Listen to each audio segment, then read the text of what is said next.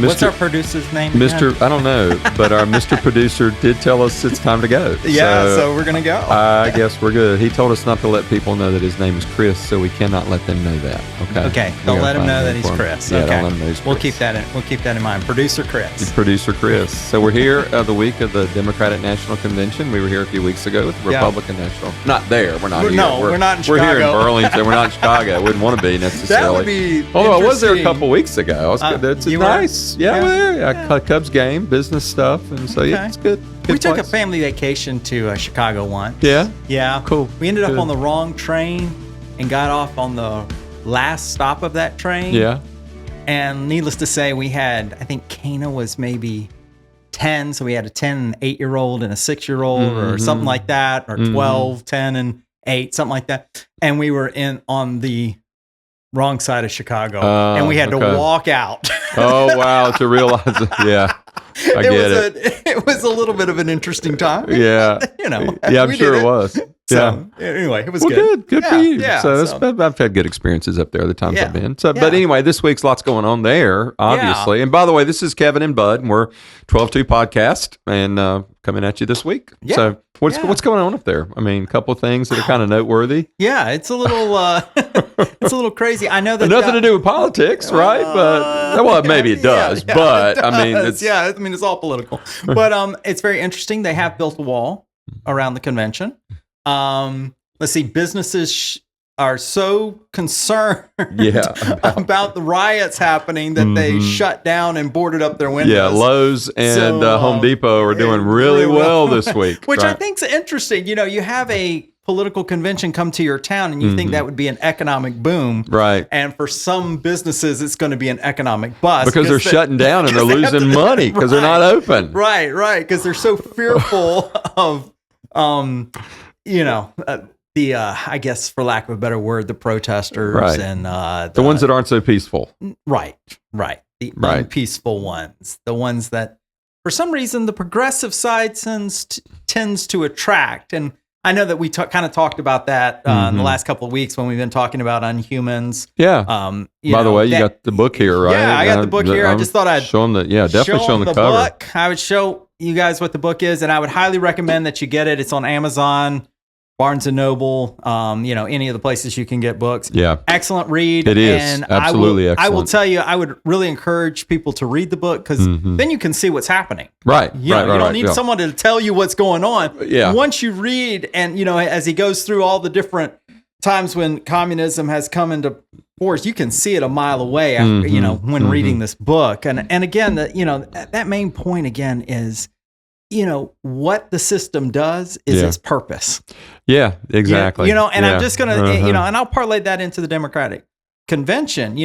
What's happening there, what happens there is its purpose. It is its purpose. Yeah. Yeah. Because the strategies and the tactics that kind of go into it kind of push that way. Right. Right. And it can be kind of broad. There's a lot of anarchy there. Yeah. Right. A lot of anarchy. Right. I mean, I think they appeal to that liberation from anything, anybody telling you what to do at any time or any responsibility. It's liberation of responsibility. I can live any way I want to live. I can have any opinions that I can have. And you have to accept it. and that Kevin's pretty extreme, right? I don't think we ever would have said that about the Democratic Party 20 years ago. No. 10 years ago. No. Even, Yeah. But today things have, it's kind of like we said in church a few weeks ago, some people are not happy unless they're miserable. Right. And there's a lot of people that way. And that type of a platform, that type of an ideology, and it is an ideology. And we've got to talk one day about ideology and what that's all about versus, principle-based type, systems of belief. But just the fact that so many people are like that, they really can't be happy unless they're miserable. There's a great attraction, obviously, when that is your platform, what you just described. Yeah. It's, Ben Shapiro always says, facts don't care about your feelings. Right. But for a lot of them, I mean, you think about the Gays for Palestine or something like that, or, their feelings don't care about facts. Right. Exactly. So it doesn't matter. You can give them all the facts that they want, but you're not going to get them to get out of their felt needs, quote unquote. And we've heard that term thrown around, felt needs equals my truth, which equals, me having the ability to quash you, or whatever the case is. And well, even the whole work you've been talking to us about with regard to which Unhumans and this stuff you've talked about before you started reading this book, just the fact that kind of going beyond that, oppressor oppressed development, right? Class development. You've got then the next target is truth, right? It's the anti-truth. It's not just propaganda. Typically, in the classic definition of propaganda, there's some truth. There's some element of truth to kind of pull you in a little bit and then to shift you a little bit into a different direction. But I think what we're seeing now is almost anti-truth. It's the exact opposite, where it's not even propaganda anymore because the things that we're hearing are so opposite. The things that we're being asked to believe are so opposite from what real truth is.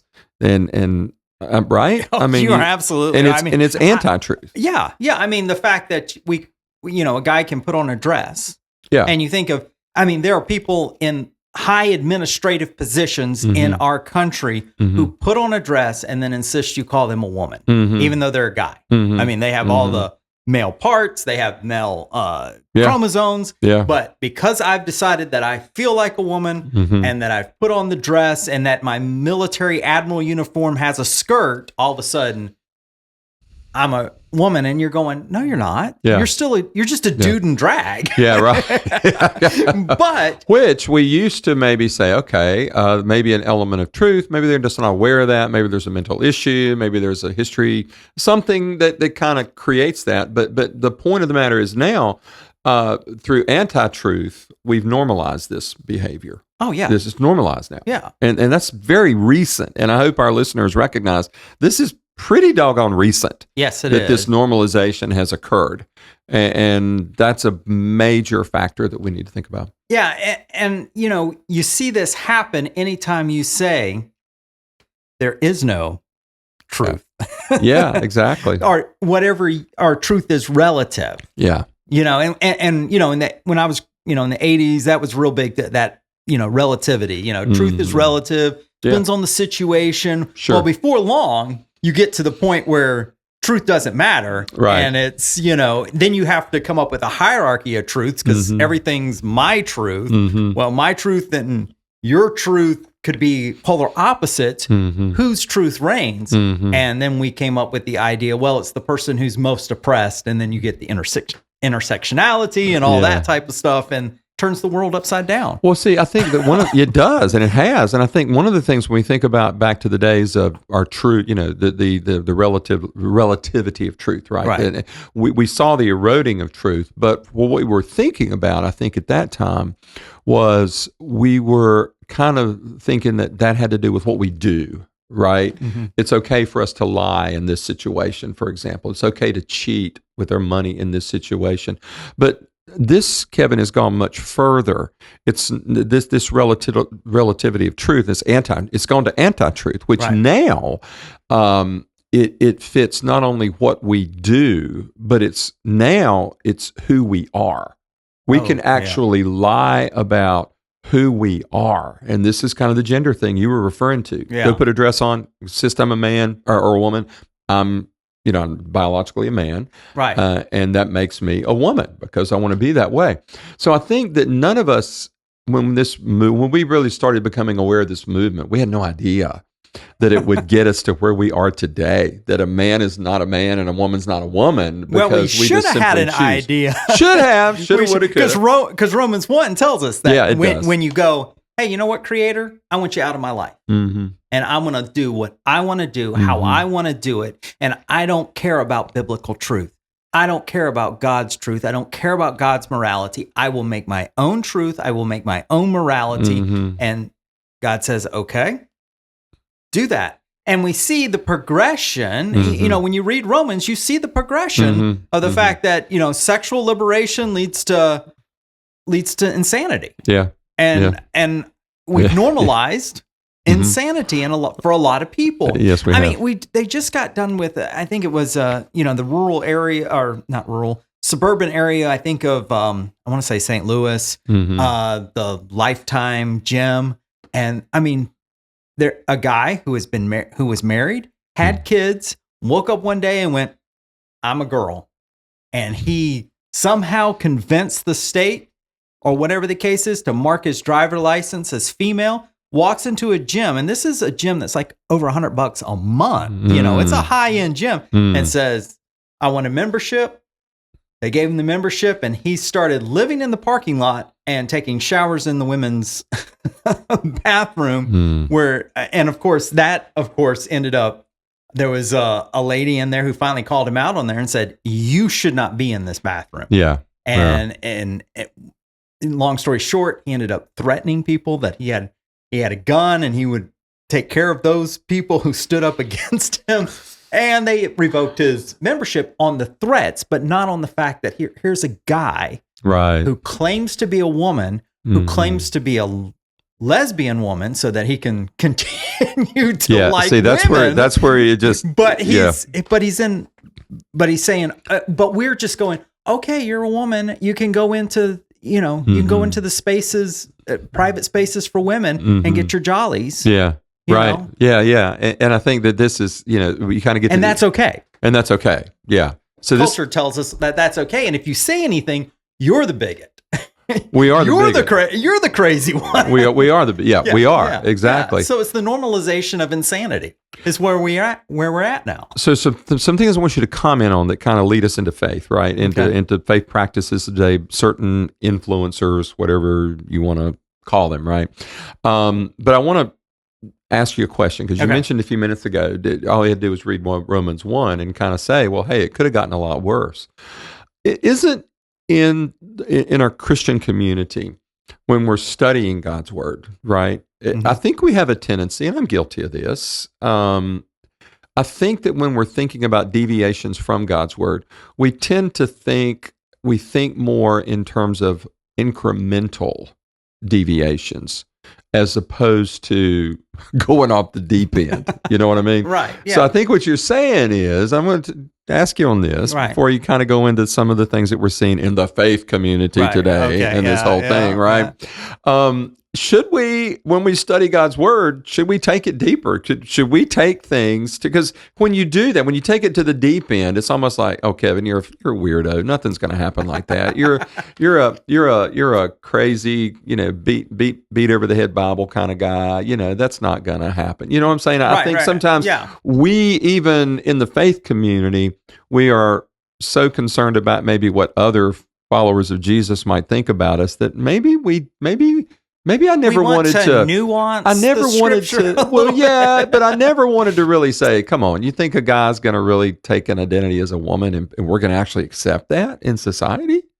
Right. That's weird. Yeah, I mean, if you were to go back 10 years ago, or even 5 years ago, so should we study it that way? Should we say? Yeah. Should we take it all the way to maybe not all the way, but as far as we can down the road of deviance?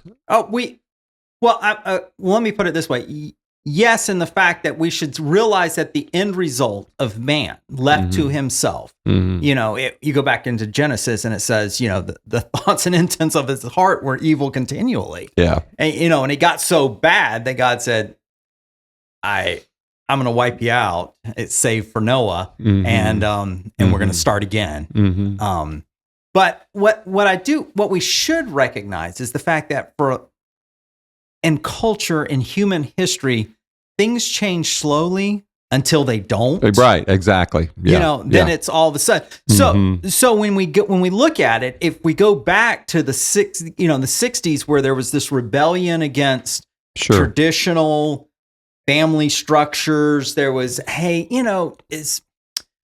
you're kind of a prude if you're just having sex with your wife. You're kind of a prude if you wait until marriage to get, to have sexual relations. And kind of a prude if you insist on getting married at all. Right. And we saw the little cracks in culture with that, saying, hey, you shouldn't, that's restrictive. Right. Yeah. We're sexual beings. We should have the freedom. And you saw, through the 70s, that kind of, that was a crazy time. Yeah. But I love but I love the music. The music was great, right? Right. And then, and so everybody thought, well, see, nothing bad's happening in our society. Of course, divorce was escalating, and all of a sudden, it was very interesting. When I grew up, I hardly, there was maybe a handful of kids that I knew that were from divorced homes. When my kids grew up, there was a handful of homes that were not divorced. So we saw this. So I'm sure there's going to be a little glitch here where he splices it in. But he's good. We had a little buzz because he's Mr. Producer. Yeah, Mr. Producer will take care Chris, of it. the producer. So anyway, but like I was saying with my kids, all of a sudden, when they went through school, it was, right. The divorce situation, and that was just kind of a slow thing that we saw creep in, and then it was the homosexual rights thing, and then all they said they wanted was, hey, what we do in our bedroom, right, should stay in the bedroom. Stay in the bedroom, yeah. But then they took it out of the bedroom because they wanted to put it in there, but it's in your face, right? We want to be in your face with it, right? And so we've gone from some hippie saying free love to now some dude dressing up like a woman and saying, you've got to call me a woman, and I have the right to go into the bathroom with your daughter and use the restroom there. So, or as a young man, I can have the right to say I'm a girl and I get to play on the high school volleyball team, girls volleyball team. Yeah. So when we look at Scripture, though, and we look at the consequences of sin, I think we need to extrapolate that out. What is God saying about what the end result for sin is? But the thing is we also get the opportunity to look at what does he say the solution for sin is. Right, sure. But yes, I do think that especially as the culture becomes, as the things of culture begin to shake, and we go into this time of chaos, and we're just going to have to be honest. We are in a time of chaos. I think we need to dive deeper into the Word and see what the Word is saying about chaos.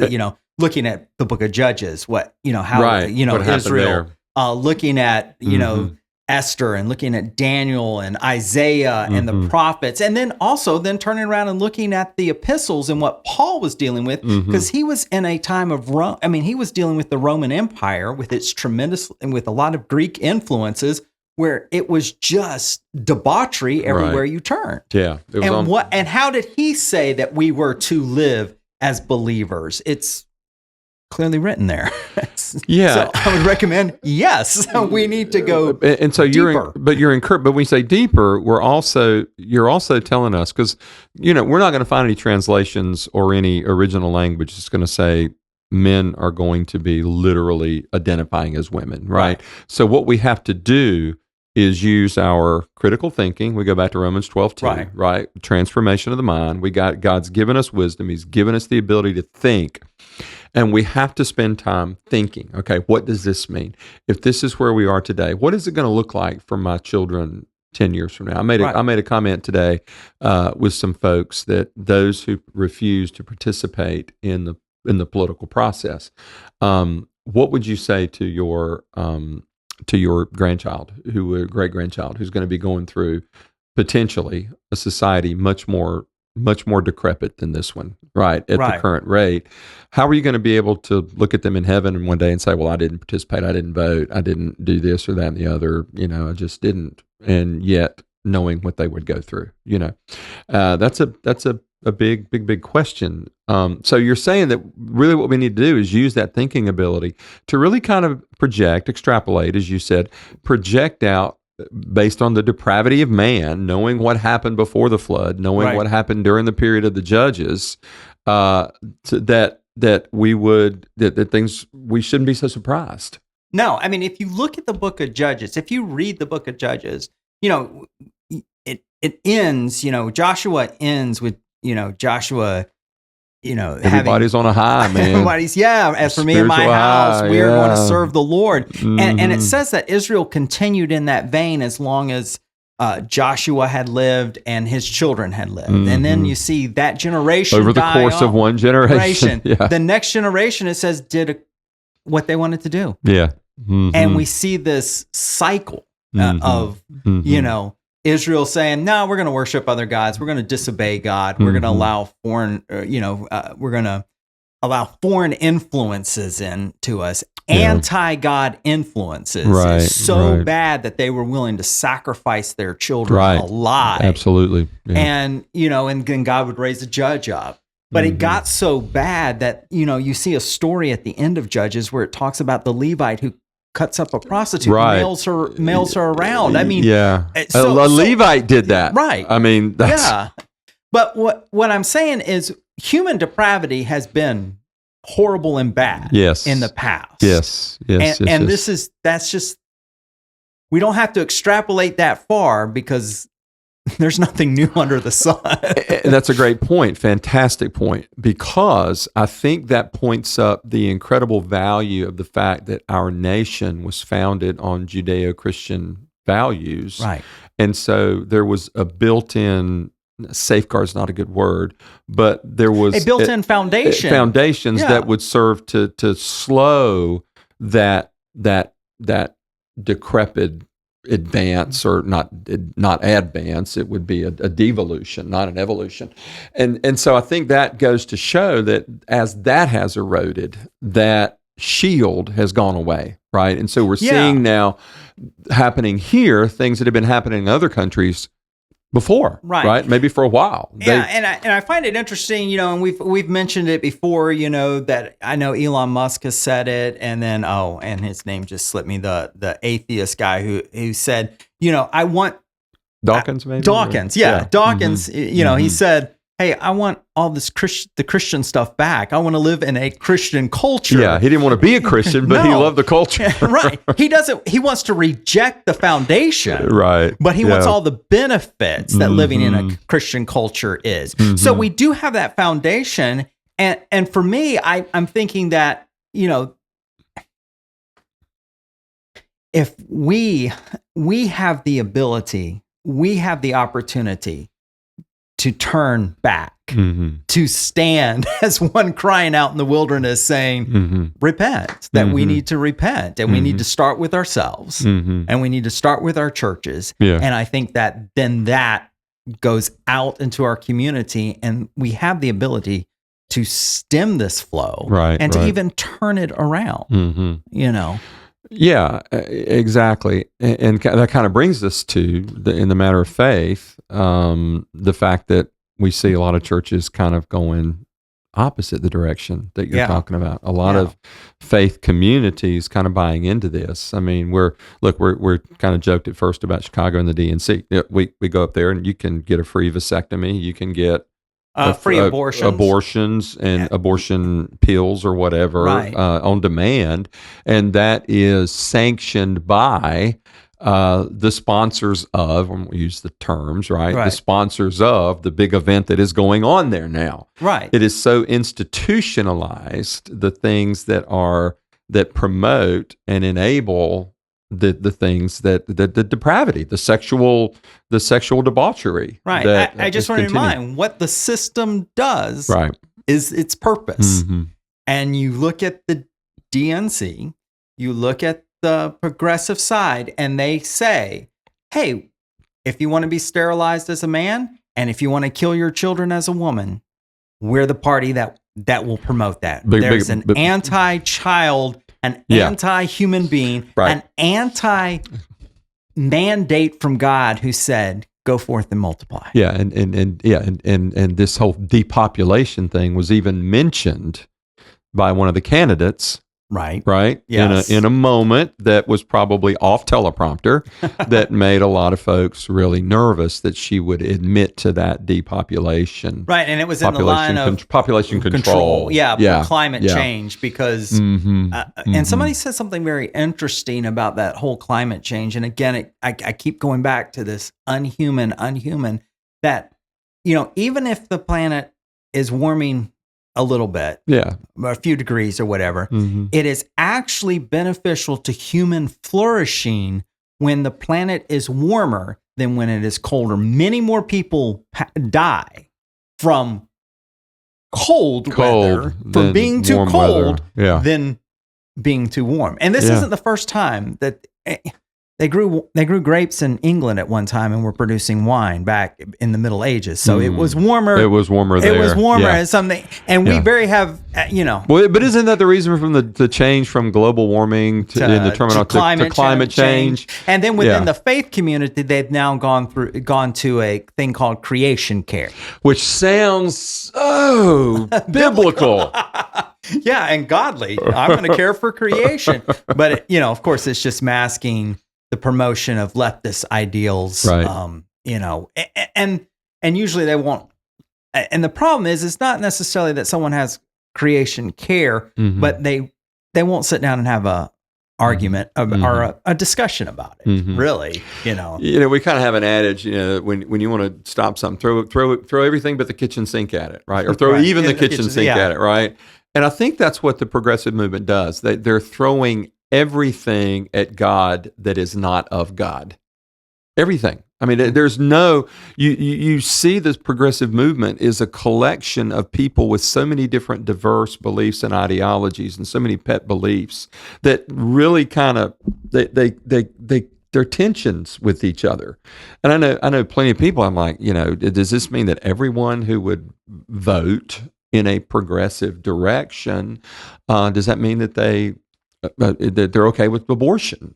And I know there's the issue of limitations and exceptions that people will put into the equation, right? Right. But that's pretty scary. I mean, is everybody going to be an anti-Semite if you're going to support anti-Semitism if you're going to claim to be a progressive? I mean, does it look that way? I mean, it looks like that's what you have to buy into. Yeah. I don't know exactly how they're going to balance this because...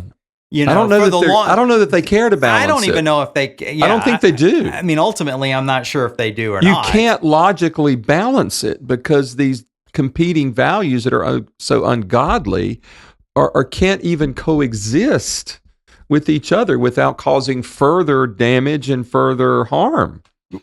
Yeah, because you got to be the right kind of progressive or whatever. And I mean, I mean, Kamala. I mean, she's married to a Jewish guy. But yet, there's a huge wing of her party that is anti-Semitic. So I don't know what they do with that. Yeah, I don't. I just think that, and I think we're going to see so much of that because already day one, right? They've already broke down the wall. They've already broke. Yeah, the stuff's going out there, and they're chanting outside while I heard somebody say, and screaming outside where you got this kumbaya, let's come together in unity. How do you have unity when there are no principles? What are the principles that undergird this? They're against humanity. Yeah. And human advancement. Yeah. Because that puts them that will maintain their power. Right. Sure. It's power. That's it. I mean, which is not a principle. Right. But it is a tactic as you have noted. Right. And it's it's narcissistic and selfish in the leadership part, but I don't know. It's a crazy dichotomy when you look at what we saw a month ago with the RNC, right, and what you're seeing with the DNC. And I know that there's, I mean, and I know we were going to talk a little bit about this. I mean, I know there's tease it for the next one, right? Yeah, David French with the New York Times. He's the evangelical writer for the New York Times, and he just wrote an article that he's going to save conservatism. He's going to save what they call conservatism by voting for the Harris ticket and making sure that Donald Trump doesn't get in the White House. Now, I'm going to be, I'll just say it. I think that because, well, I've thought about this, the reason why we have the choice that we have between Donald Trump and Kamala Harris is the fact that I think we're under the judgment of God.